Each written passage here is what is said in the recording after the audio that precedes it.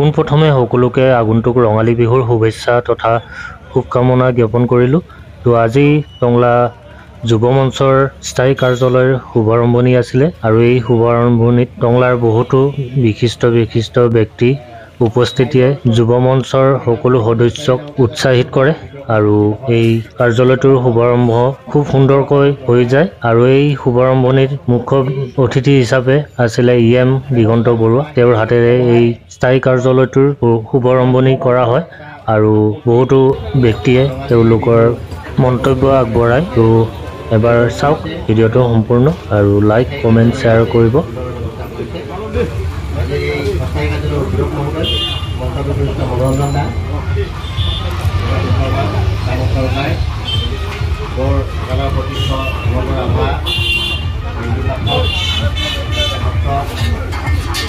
উৎসাহিত হৈছোঁ ৰাইজৰ যি ইয়াত উপস্থিতি, তেওঁলোকৰ যি উৎসাহ উদ্দীপনা, সেই উদ্দীপনাই আগন্তুক দিনত যুৱ মঞ্চৰ এই বিহুখনি সফলভাৱে ৰূপায়ণ কৰাত, সফলভাৱে পৰিচালনা কৰাত, সফলভাৱে পৰিসমাপ্তি কৰাত বিশেষভাৱে সহায় কৰিব বুলি মই আছিলোঁ কাৰ্যালয়ত, কিন্তু ইমান উপস্থিতি মই পোৱা নাই।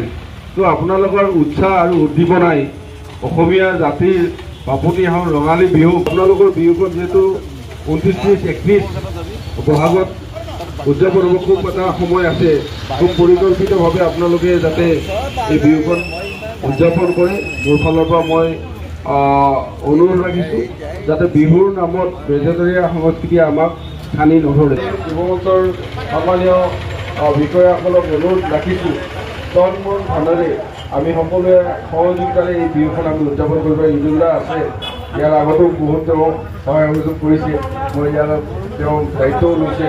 মই সকলোকে আহ্বান জনাইছোঁ যে আমি নিস্বাৰ্থভাৱে জাতিৰ সেৱাৰ আমি বিহুখন যাতে আমি পাতিব পাৰোঁ, সেইটো আমি আমাৰ ফালৰ পৰা এটা অনুৰোধ আপোনালোকলৈ থাকিম। আৰু ময়ো যিখিনি পাৰোঁ মোৰ সামৰ্থ্য অনুযায়ী ময়ো আপোনালোকৰ বিহুত সহযোগিতা আগবঢ়াম। আৰু তাতে ডাঙৰ কথা, যোনে ধন জীৱনে বেছি প্ৰয়োজন হয়, যিয়ে নেকি আৰ্থিকভাৱে হয়, কিন্তু তেওঁৰ উপস্থিতি আৰু তেওঁৰ সহযোগিতাটো আমাক খুব দৰকাৰ হয়। সেইকাৰণে কাকো বাদ নকৰাকৈ যাতে আমি বিহু কমিটিখন আমি খুব সুন্দৰভাৱে আমি উদযাপন সমিতিখন গঠন কৰি আমি আগবাঢ়ি যাব পাৰোঁ, সেইটো মোৰ ফালৰ পৰা এটা অনুৰোধ আপোনালোকলৈকে ৰাখিছোঁ। আৰু বিশেষ ক'ব লগা নাই, আপোনালোকৰ লগত সদায় আছোঁ আৰু ভৱিষ্যত দিনতো। এইবাৰ মোৰ কাৰ্যকালৰ শেষ, আমাৰ আৰু 6 মাহ পাছত নিৰ্বাচন অনুষ্ঠিত হ'ব, ইয়াৰ পাছৰ সেইটো ৰাইজৰ আগত আছে। তথাপিতো মই কিন্তু যুৱ মঞ্চৰ বিহুত নাহাকে নাথাকোঁ। তো মোক আপোনালোকৰ সহযোগিতাটো লাগিব বা আপোনালোকৰ লগত সদায় যাতে এনেকৈ থাকিব পাৰোঁ, সেইটো কামনা মই মোৰ ফালৰ পৰা এটা অনুৰোধ ৰাখিছোঁ।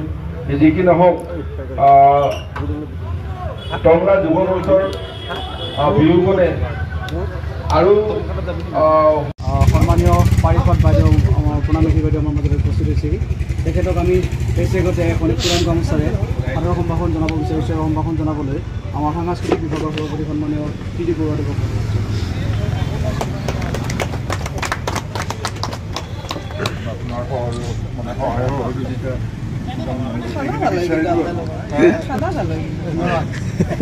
দলবিলাকক